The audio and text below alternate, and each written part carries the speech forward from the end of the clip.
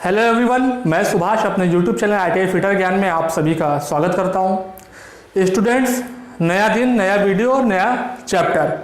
आज जो चैप्टर मैं स्टार्ट करने वाला हूं वो है मेजरिंग टूल। आपको हेडिंग यहाँ पे दिखाई दे रही होगी, मेजरिंग टूल। ठीक है, माप लेने वाले औजार। मेरी कोशिश रहेगी कि 4 या 5 क्लास में इस चैप्टर को मैं ख़त्म करने की कोशिश करूं। तो इस चैप्टर के बारे में हम ऐसे टूल के बारे में पढ़ने जा रहे हैं, वो सभी टूल्स जिनसे हम कोई भी डायमेंशन मेजर कर सकते हैं। अब वो टूल्स हमारे डायरेक्ट भी हो सकते हैं, इनडायरेक्ट भी हो सकते हैं। तो कहीं ना कहीं ऐसे क्वेश्चन के ऊपर आज चर्चा करेंगे। और आज देख रहे हैं हमारा आज कुछ नया सेटअप है। आज हम कोशिश कर रहे हैं कि आपको PDF से पढ़ाने की कोशिश करें। चलिए, है ना, ज़्यादा टाइम नहीं लेते हैं, आपको आगे पढ़ाते हैं। आप देख पा रहे हो कि माप लेने वाले टूल्स के प्रकार।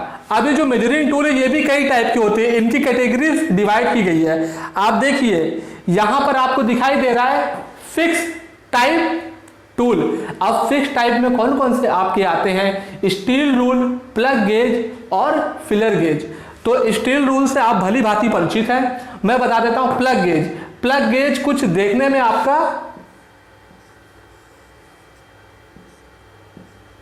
ऐसा होता है। ठीक है, एक तरफ स्टूडेंट होता है आपका गो और दूसरी तरफ होता है नो गो। तो कहीं ना कहीं प्लग गेज की सहायता से हम अपने किसी भी जॉब का डाया मेजर कर सकते हैं कि उसका व्यास कितना है।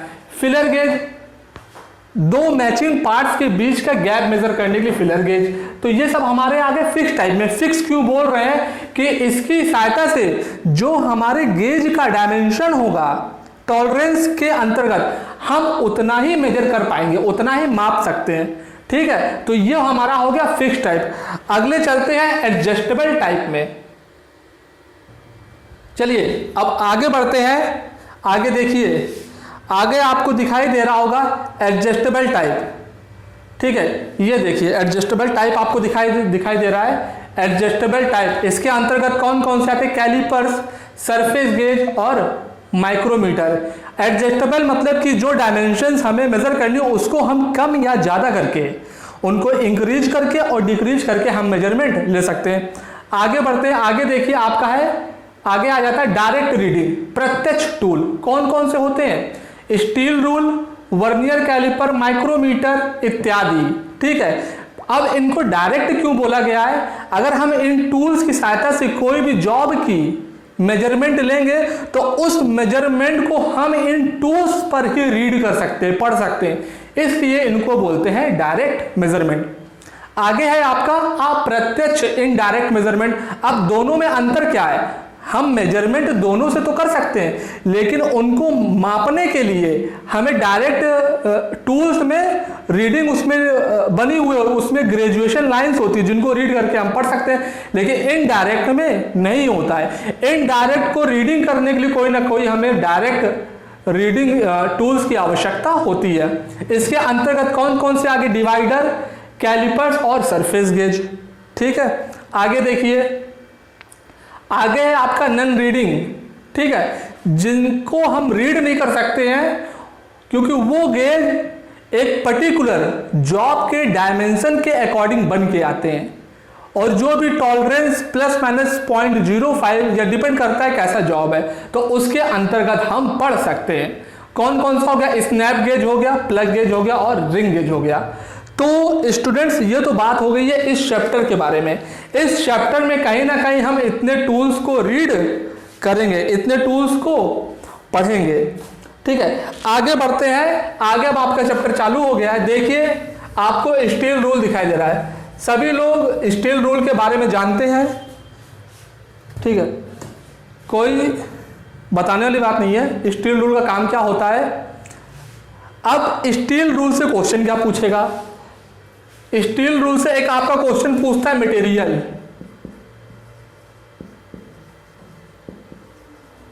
मटेरियल, ये क्वेश्चन आपका एनसीईआरटी में कई बार पूछा गया है और आप देख पा रहे हो मटेरियल स्टील रूल की क्या होता है? स्प्रिंग स्टील या स्टेनलेस स्टील से बनाया जाता है। ठीक है, तो इसका मटेरियल क्या हुआ,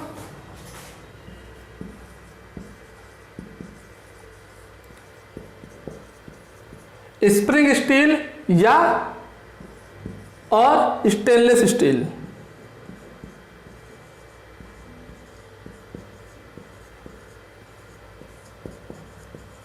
स्टेनलेस स्टील।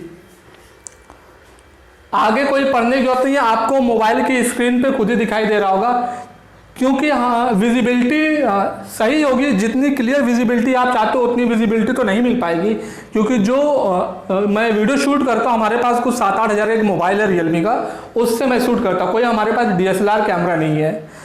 ठीक है, तो विजिबिलिटी मैंने जितनी अच्छी से अच्छी मैं सेट कर सकता हूँ उतना मैंने किया जितना मोबाइल में अवेलेबल है। ओके, अब मैं इसको पढ़ देता हूँ। यह पतला और चपटा लीनियर मेजरिंग इंस्ट्रूमेंट है। स्टील रूल को स्प्रिंग स्टील या स्टेनलेस स्टील से बनाया जाता है। इसके एज को परिशुद्धता में ग्राइंड किया जाता है, जिसमें स्ट्रेट एज बन जाते हैं। ठीक है, स्टील रूल की सरफेस को चमकदार क्रोम फिनिश किया जाता है। ठीक है, आगे हम बढ़ते हैं। अब इनके कुछ टाइप भी देखिए। अब स्टील रूल के टाइप भी आपके पूछ लेता है। ठीक है, स्टील रूल का टाइप देखिए, टाइप्स ऑफ स्टील रूल क्या दिया हुआ है। इंजीनियर रूल भी होता है, फोल्डिंग रूल। अब 1 बाय 1 मैं इसका फिगर भी आपको दिखाऊंगा। Flexible rule, hook rule, short rule और श्रिंक रूल। तो ये है सब टाइप्स ऑफ स्टील रूल। लिखने की जरूरत नहीं है, मैं आपको रीड कर देता हूं। ठीक है, इंजीनियर रूल क्या होता है, यह प्रायः 150 से 300 mm तक लंबा होता है। इसकी लेंथ कितनी होती है, 150 से 300 mm। ठीक है, इसका काम क्या होता है, इसे लेआउट कार या फ्लैटनेस को टेस्ट करने के लिए प्रयोग किया जाता है। आगे बढ़ते हैं फोल्डिंग रूल की तरफ। अब फोल्डिंग से मतलब क्या आया है कि हम इसकी जो लेंथ है उसको डिक्रीज और इंक्रीज भी कर सकते हैं। पढ़ देता हूं मैं, रीड करता हूं। यह प्रायः 2 फोल्डों के साथ 300 mm लंबा होता है। ठीक है, और इसे सुविधापूर्वक रखा जाता है। आगे देखिए, आगे आपको दिखाई दे रहा होगा फ्लेक्सिबल रूल। फ्लेक्सिबल रूल आप देखे होंगे, जो सिविल वाले होते हैं जमीन की पैमाइश करने के लिए फ्लेक्सिबल रूल ही यूज करते हैं। ठीक है, क्या है, यह प्लेन स्टील रूल की अपेक्षा पतला और सकरा होता है, क्योंकि यह फ्लेक्सिबल होता है और इसे गोलाई वाली सरफेसों में आसानी से मापा जा सकता है। क्योंकि फ्लेक्सिबल है तो आराम से जो ऐसा कोई भी सरफेस जो हमारा गोल है तो मुड़ जाएगा, अगर मुड़ जाएगा तो हम आराम से उसकी डायमेंशंस मेजर कर सकते हैं। नेक्स्ट आगे बढ़ते हैं। आगे देखिए, आपको दिखाई दे रहा होगा हुक रूल। हुक रूल क्या है, इसमें कोने पे को हुक बना होता है। जैसे ऐसा कहीं पे कॉर्नर पे हमारा ग्रूव है कि हम उसको सही से रीड नहीं कर पा रहे हैं अपने स्टील रूल की सहायता से, तो ऐसी जगह में प्रयोग करने के लिए हम हुक रूल का प्रयोग करेंगे। चलिए देखते हैं। इसके एक सिरे पर हुक लगी होती है। ठीक है, इस हुक के कारण फ्लैंज या पुली के हब के बीच आसानी से माप ली जा सकती है। समझ रहे ना, पुली और हब के बीच, क्योंकि उसके बीच में हल्का सा गैप बना होता है जहां पर माप लेने वाले सिरे आसानी से दिखाई नहीं देते हैं। ये इंपॉर्टेंट है, आसानी से दिखाई नहीं देते हैं। और स्टूडेंट, इसमें से जो मुझे इंपॉर्टेंट मिलता रहेगा मैं आपको बताता रहा हूँ जनरली, क्योंकि पूरा थ्योरी कंप्लीट करना है तो ऑनलाइन क्लासेस में पॉसिबल नहीं कि पूरा थ्योरी हम आपको पढ़ा सके। तो एक ये प्रोजेक्टर एक माध्यम था जिसकी सहायता से हम आपको पूरा चैप्टर कंप्लीट कर सकते हैं। इसमें कुछ भी इंपॉर्टेंट होगा मैं यहाँ लिखता जाऊंगा और आप उसको नोट करते हुए चले। ठीक है, अब शॉर्ट रूल देखिए। शॉर्ट रूल में क्या दिया हुआ है, इसके एक सिरे पर हुक लगी होती है। मैं नीचे कर देता हूं। शॉर्ट रूल यह छोटे साइज के रूलों का एक सेट होता है जिसके प्रयोग ऐसे स्थानों पर माप लेने के लिए किया जाता है जहां अन्य प्रकार के रूल आसानी से माप नहीं कर सकते हैं। मतलब कि छोटी छोटी लंबाई के डायमेंशंस में अवेलेबल होते हैं। समझ रहे ना आप, जैसे कि 10 mm, 15 mm, 20 mm और 25 mm। अब ऐसा सोचिए, अब इनका यूज कहां पे करेंगे। सपोज दैट ऐसा कोई आपके पास डायमेंशन है, ठीक है, और इस डायमेंशन की आप लेंथ जानते हो कि 20 mm है। अब इसके और इसके बीच की हमें दूरी तय करनी है। क्या बड़ा वाला स्कूल, और ये हल्का सा कुछ टेपर भी हो सकता है, क्या बड़ा वाला स्टील रूल जो हमारा 300 mm का होता है इसके अंदर जा पाएगा? अगर जा नहीं पाएगा तो मेजर करने की बात ही अलग होगी। इसीलिए आप देखिए ये अलग अलग डायमेंशन मिलते हैं, ठीक है, 10, 15, 20 और 25 मिलीमीटर। आप सोच सकते हैं कि 1 से मिलीमीटर है यानी कि 1 सेंटीमीटर, 1.5 सेंटीमीटर, इतने बड़े बड़े साइजों में अवेलेबल होते हैं, जिसकी सहायता से हम छोटी से छोटी डायमेंशंस को भी मेजर कर सकते हैं, ठीक है।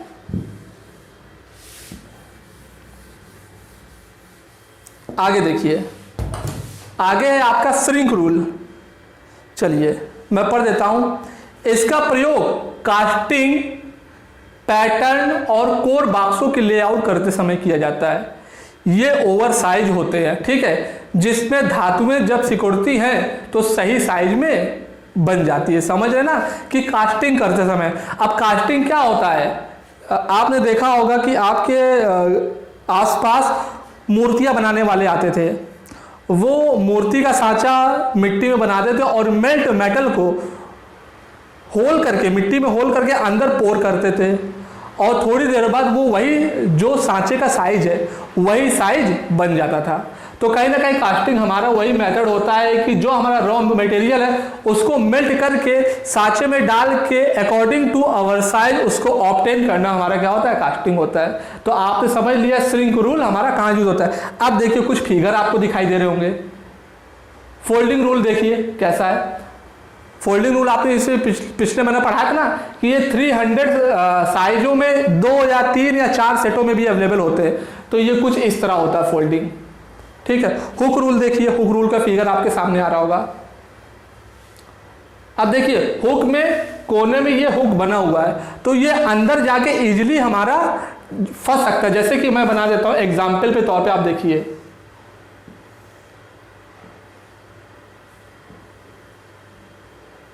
ठीक है, कुछ ऐसी डायमेंशन है। अगर हमारे पास स्टील रूल है, ये देखिए आपके सामने, ये स्टील रूल भी मेरे हाथ में है।